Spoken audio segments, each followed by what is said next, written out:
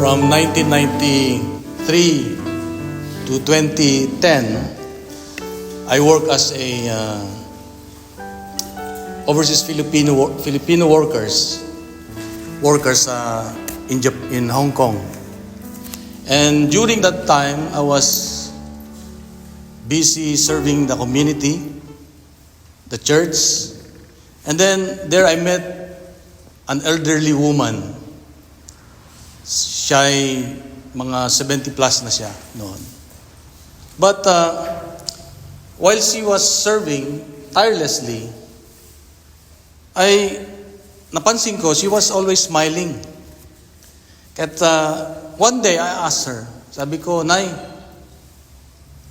sa kabila ng ating mga challenges sa buhay, sa community, you're still smiling. Amen. Ano ba sikreto? Ano ba ang meron? Sabi ko. And then she started relating her story. Sabi niya, alam mo, 20 years old pa lang ako. Imagine 20, 74 na siya, something like that. 20 years old pa lang ako, sabi niya, ay nag-abroad na ako as domestic helper. And then I work in Hong Kong, sabi niya. And then, while away from Philippines, yung asawa ko na naiwan sa Pilipinas, he fathered 5 children with different women. Sabi mo, 5. And so, at that time, she was devastated. May galit siya siguro, pero nagsaserve na siya. And then, sabi niya, pero Brad, wala naman akong magawa. I cannot do anything more. So what I did, sabi niya, I surrendered to God. Sinuko ko lahat sa Diyos. Yung sakit ng loob ko, ganyan. And you know what? Sabi niya, what amazed me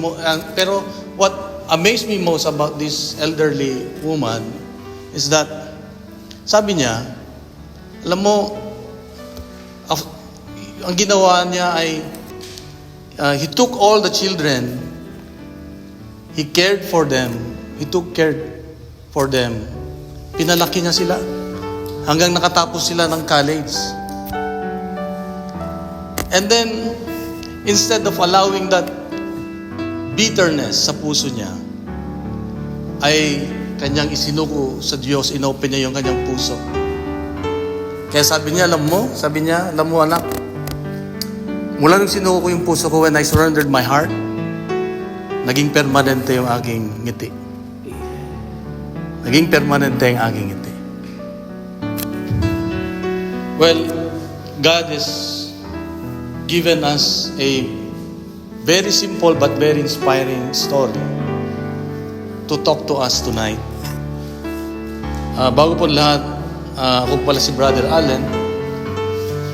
Ang miss ko po ay nandito. Jolly po ang pangalan. Meron po kaming 2 anak. Yung panganay ay 30 years old na siya. This March. Siya po ay may Down syndrome. Pero very sweet siya. Later on, pag may time pa uli, I will share yung life testimony namin mag-anak. Yung pangalawa ay 26 years old. Nag-aaral siya ngayon sa Fresno. So, about po yung topic natin, matagal ko pong I discerned for how many days mula nung nakausap ako ni Brother Ross. Sabi ko, ano kaya magandang topic, Lord? But He keeps pushing me to use the gospel for today. Why? Because it's about preparation for the Lent season. Next week na po ay Lent season na. And 46 days, including Sundays. So, medyo malayo yung matagal yung ating paglalakbay muli. And as we begin this Lent, Jesus wants to speak to us in one word. Kung narinig po niyo yung gospel natin ngayon, sabi niya, Ephata, be open. Parang si Sister Jen, di ba? Praise the Lord. Nung narinig, nagbagong lahat. And the same thing that God wants to talk to us tonight. Just one word, ephata, be opened. It's a very powerful word that we can use for this land. In Mark 7, yung binasa natin, Jesus heals a deaf and a mute person. It is the story of a man, but ito rin ang istorya natin sa buhay. It is also our story. Then, in the gospel na nabasa natin, they brought a person, sabi ko nga, deaf and could not speak. And then, they begged him to lay hands him para gumaling.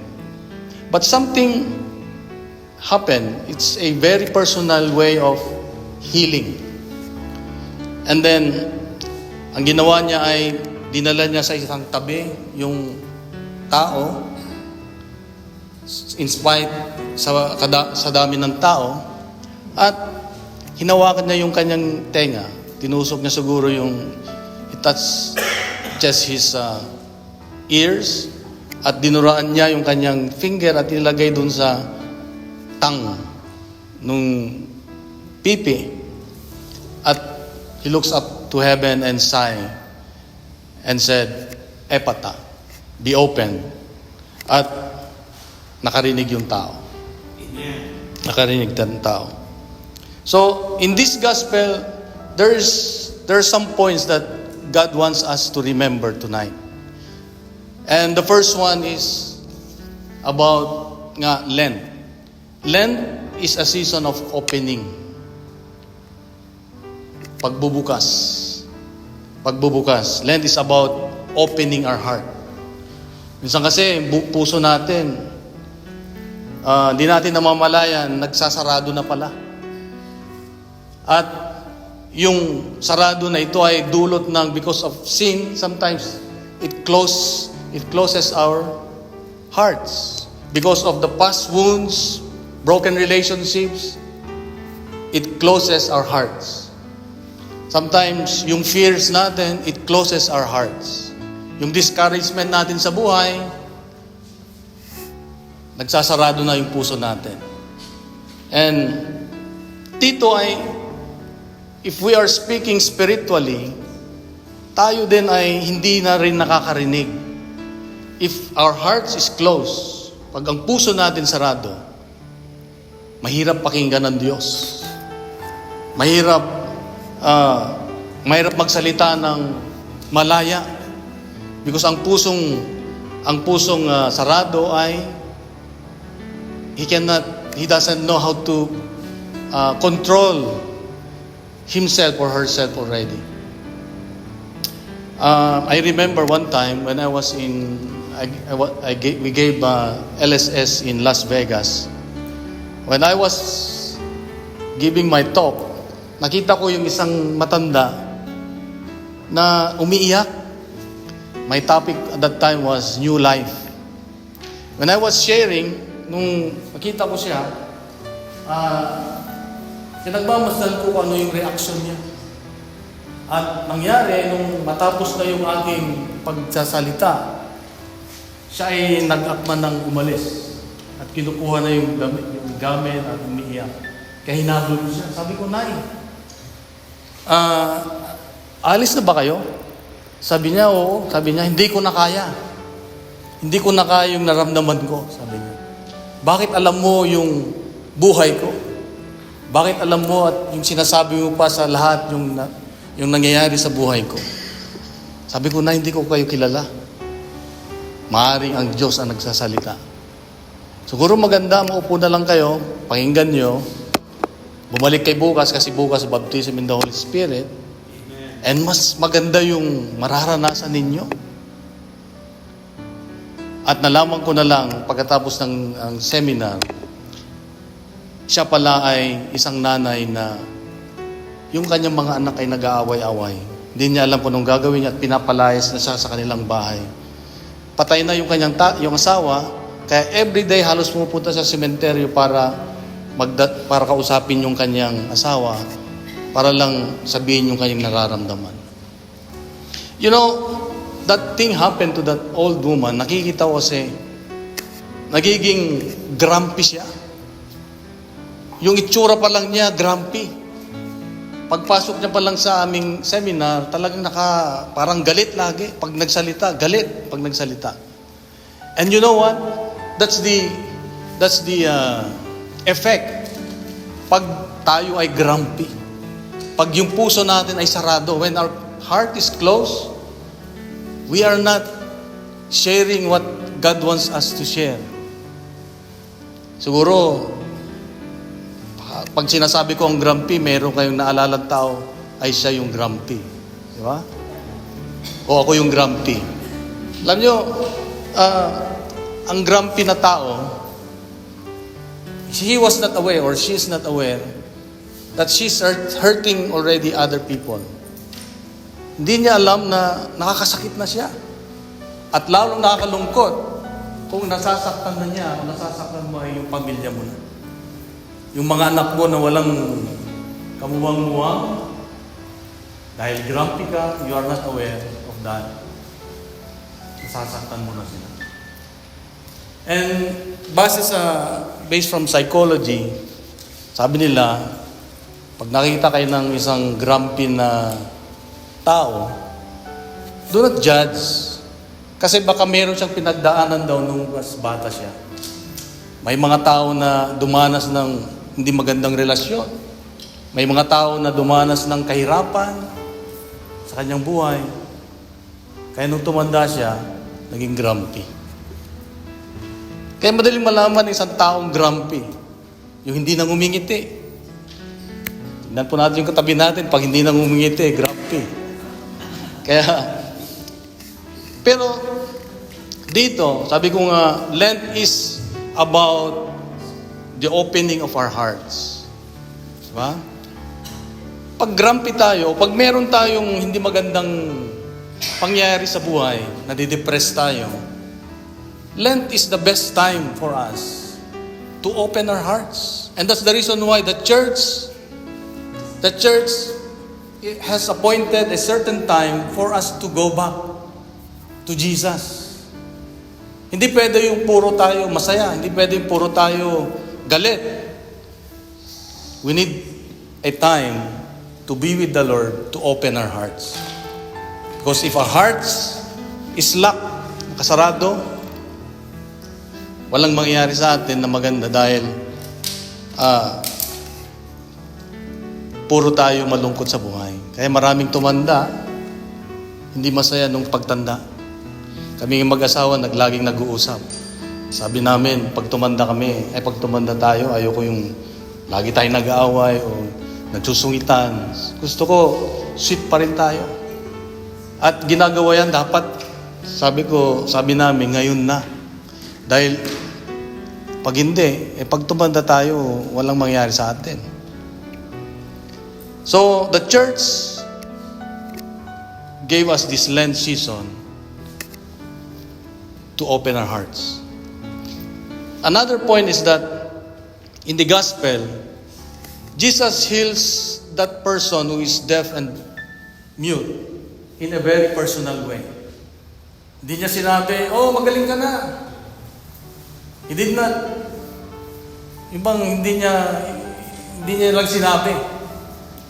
What he did, he got close to that person, he touched that person, nilagay sa isang tabi. At nung nilagay niya sa tabi, hinawakan niya. Nilagay niya sa kanyang tenga yung daliri niya, sabi ko nga, at dinuraan niya yung kanyang daliri at inilagay doon sa dila, the tongue of that person. At sinabi niya, Epata, be open. So, dito rin ay nakita natin na when God heals us, He does it with an intimate relationship. Very personal kasi pag nagpagaling ang Diyos. Very personal. One time, ikwento ko sa inyo, paano ko na-meet ang Diyos o paano ko na-encounter ang ating Panginoon. When I was still in the Philippines, kagagraduate ko sa college, Mahirap magtrabaho, mahirap maghanap ng trabaho. Nakahanap ako ng trabaho, kaya lang, ang sabi ng boss ko, okay, gawin mo ito paggabi. Kasi panggabi ako, bilang isang ininyero, panggabi ako. May mga pinapagawa Diyos ko ng aking boss na hindi maganda. Korupsyon, kumbaga. So, sabi ko, boss, hindi ko kayang gawin. Kung tinuloy ko yun, baka sama na ako sa flood control. Nandun ako sa Senado. Pero sabi ko, boss, hindi ko kayang gawin. Sabi niya, okay, kung hindi mo kayang gawin, umalis ka na dito sa site. I don't need you here. So, ang ginawa niya, ibinigay niya yung aking huling sahod. At umalis ako sa site. During that time, talagang bumagsak lahat yung aking pag-asa. Because during that time, yung kinikita ko, what I earned, is just enough for a 1 meal a day, yung sahod. Ganun kahirap ang buhay ko noon. Kasi galing ako ng probinsya, punta ng Maynila, pero wala akong makita na magandang puntahan. Not only that, nung lumabas po ako dun sa project namin, lalakad ako, bagsak ang aking buhay. Nagbalikan yung mga old life, yung mga buhay ko, nung nakaraan. Na kung saan, nandun pala yung aking galit pa rin sa tatay ko dahil in my early years, nagkahiwalay sila ng aking nanay at tatay. Sumakabilang bahay siya. At nabuo sa akin yung galit sa aking puso. What happened was that dala-dala ko hanggang ako ay nakapagtapos sa kolehiyo, nakapagtrabaho. So, my life at that time was so heavy and was so dark. But dito ko nakita na pagbagsak ka pala sa buhay, sabi nga, ay dumarating ang Diyos. Nung ako po ay lumalis na sa aming project sa Quezon City, ako ay sumakay sa isang jeep. At habang kami naglalayag sa Aurora Boulevard, nakita ko yung isang gathering na lahat ay halos nakasuot ng puti. At masaya, nagkakantahan. Ako po ay bumaba, lumapit. Ako ay na-curious kung anong mga yon. At nung pagpasok ko, pinaupo ko sa harapan, first day pala ng Catholic Life in the Spirit Seminar. Wala akong alam kung ano ang Catholic Life in the Spirit Seminar. But during that time, God came to rescue me from the depressed situation. Sabi niya, if you are burdened, come to me. Come to me, all of you are weary and heavily burdened. That's how I met the Lord. At mula noon, ay naging unti-unti, nagkaroon ng ilaw, nagkaroon ng magandang daan sa aking buhay. So, God, sabi nga, the Lent is just taking us aside to heal us. Lent season is, sa kabila ng kabisihan natin sa buhay, tayo ay dinadala ng Diyos sa isang tabi muna para bigyan ng oras o time yung ating sarili. Lent is, Jesus is taking us aside to heal us. Another thing that God wants to give us in this gospel reflection is that He used the word epata for our conversion. When we opened our hearts to God, hindi lang yung tenga natin ang kanyang pagagalingin. Pagagalingin din niya yung ating buong katauhan. Buong katauhan. Ibig sabihin,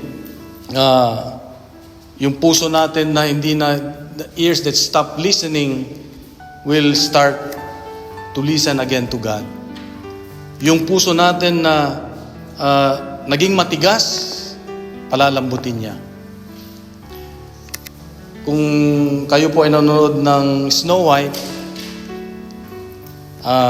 merong isa doon sa Seven Dwarfs. Yeah. Pangalan niya si Grumpy. Si Grumpy. Itong si Grumpy ay masyadong irritable, masyadong reklamador, he always grumble. And he is a blatant person. At nagiging suspicious siya lagi, judgmental. So kahit na ganun siya, kahit na nagiging, kumbaga, ibang ginagawa niya ay para lang ipakita kay Snow White at sa mga kasama niya, ang ginawa ay nung minsan hinalikan ni Snow White si Grumpy sa noo, doon siya nahimasmasan. Na ibig sabihin, pag merong isang bagay na pwedeng gawin para magbago ang isang tao, ito yung gawan mo ng magandang bagay at padama mo sa kanyang pagmamahal. So, ganun din ang ating Diyos. Sa ating Diyos ay some of us are deaf spiritually, not because we don't want God, but because life has been loud.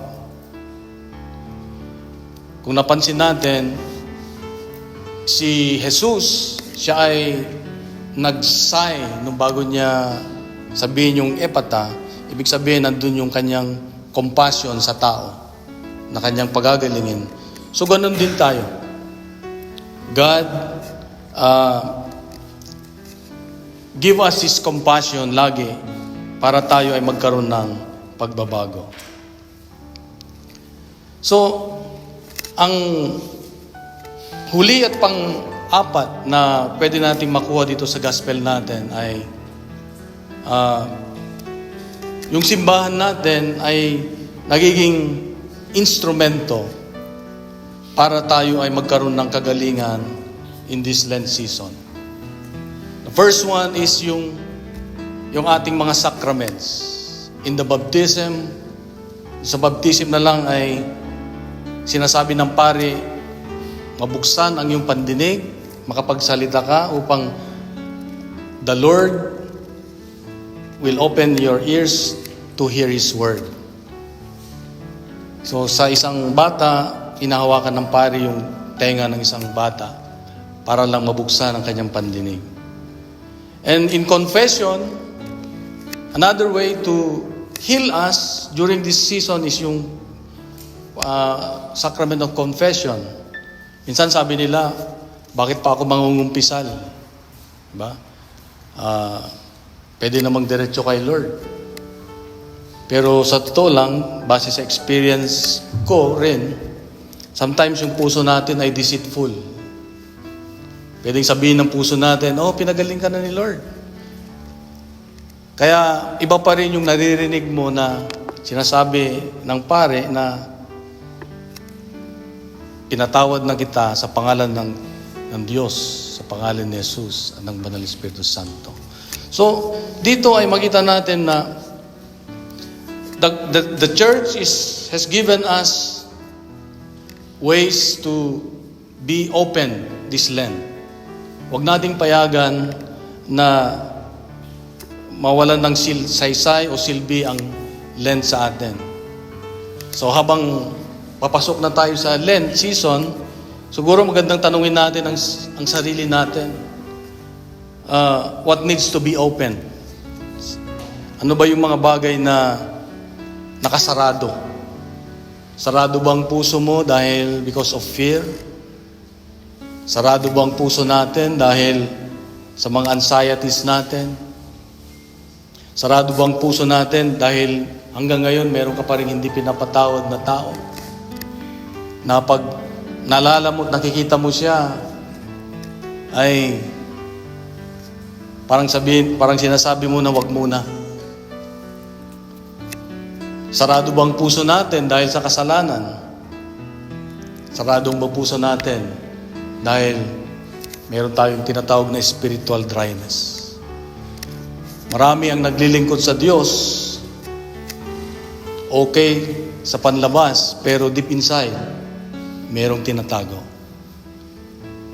Maraming naglilingkod sa simbahan, sa community, pero deep inside, nasasaktan. Kaya nga, this Lent season is an invitation to us na huwag mo nang patagalin. Huwag na nating patagalin dahil sabi nga, tayo rin ang magsasuffer. Tayo rin ang hindi magiging masaya sa buhay. You remember in Romans 8 verse 6, yung sinabi ni Lord, to be controlled by human nature results in death, but to be controlled by the Spirit results in life and peace. Ano ba yung mga nagkokontrola sa atin, sa buhay natin? Yung galit sa puso natin. Yung mga bagay na nagkakaroon ng, yung bang hindi tayo makausad. Hindi tayo, we are imprisoned by our own mga nararamdaman na hindi maganda. Kaya nga, only by opening our hearts this season of Lent, by allowing the Holy Spirit to heal us, to control us, doon nagkakaroon ng pagbabago. Remember what we share sa community natin, kung ano yung natanggap natin. Kung saradong puso natin, hindi nakakatanggap ng pagmamahal, ano ibabahagi natin?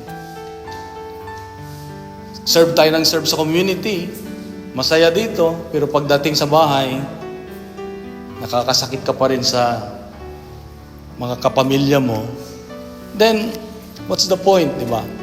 Mas maganda mag-serve kung puso natin bukas, gaya nung sinabi ko, yung matanda, nung kwento kong una, na laging nakangiti. Why? Because she surrendered everything to God. She allowed the Lord to take her bitterness from her heart. At nung pumasok si Jesus sa kanyang puso, naging permanente yung kanyang ngiti. So yun ang naibabahagi niya. Hanggang ngayon, hindi ko makalimutan yung matandang yon. Just imagine na yung ngiti niya na yun hanggang ngayon ay naalala ko. How much more tayo, di ba? If we are healed and God is really working in our lives, ang unang magbe-benefit yung mga mahal natin sa buhay. Kaya ito yung ating dalangin sa ating Diyos ngayong Lent season, anumang saradong puso. Sabihin natin, kaya kinanta natin kanina, open our hearts, Lord. Open our ears, Lord. Open our eyes, Lord. So that we can see you, Jesus. So that you can enter in our lives. Why? Para tayo ay makapagbahagi ng mabuti. Para tayo makatulog ng gabi na mapayapa. Mahimbing. Marami nagkakasakit ngayon na hindi alam kung bakit nagka-cancer na lang o bakit gano'n. Hindi lahat galing sa labas. Karamihan galing sa puso. Remember last Wednesday, sabi ni Lord, hindi yung pumapasok sa bibig natin na nagpapasama sa atin, kundi yung galing sa puso yung lumalabas. Kaya mga kapatid, sama-sama tayong let's all be conscious. Yung presence of mind natin ngayong Lent, gawin nating makabuluhan ang Lent season. Para maging maganda yung ating pag-serve. Ang buhay natin, masaya, at laging nakapokus kay Lord. Surrender our hearts to God. Amen. Amen. Kaya tayo po ay sarado po natin sa isang panalangin. Lord Jesus Christ, napakaganda po ng paalala niyo sa amin. As we begin this holy season of Lent, where we come like the man in the gospel. Saradong kanyang pandinig, hindi siya makapagsalita. But when you touch him, Lord, in a very special way, in a very personal way, gumaling siya. Yun ang gusto namin, Lord, na maramdaman. Na maging malaya kami, Lord, sa mga bagay na nagbibilang ko sa amin para hindi namin magawa ang kalooban mo. Lord, open our ears so that we can see you, Jesus. Open our ears so that we can hear your voice. Open our hearts, Lord, so that we can receive your mercy. Open our mouths, Lord, so that we can praise you freely. We can glorify you. Thank you, Lord, for all the blessings that you have given us. For the healing, we ask you, Lord, to heal us. Heal our pain, Lord. Ayaw po namin na maging grumpy kami sa aming buhay. Gusto po namin kami ang inspirasyon sa mga taong aming nakakasalamuhan. Gusto namin kami, ikaw ang makita sa amin, Lord, at hindi kami ang aming kailangan. So come, Lord, into our hearts. Binubuksan po namin ang aming mga puso, lalo ngayong pagpasok ng Lenten season. Lord, thank you, Father God, for your love. Thank you for your goodness. Mama Mary, please lead us to the cross and help us, intercede for us. Ang lahat ng ito, Ama, ay aming kahilingan sa iyo. Ama, sa pamamagitan ng iyong anak na si Jesus, kasama ang Banal na Espiritu Santo, magpasawalang hanggan. Amen. Sana naman na anak ng Espiritu Santo. Panguli po, panguli. Bago po ako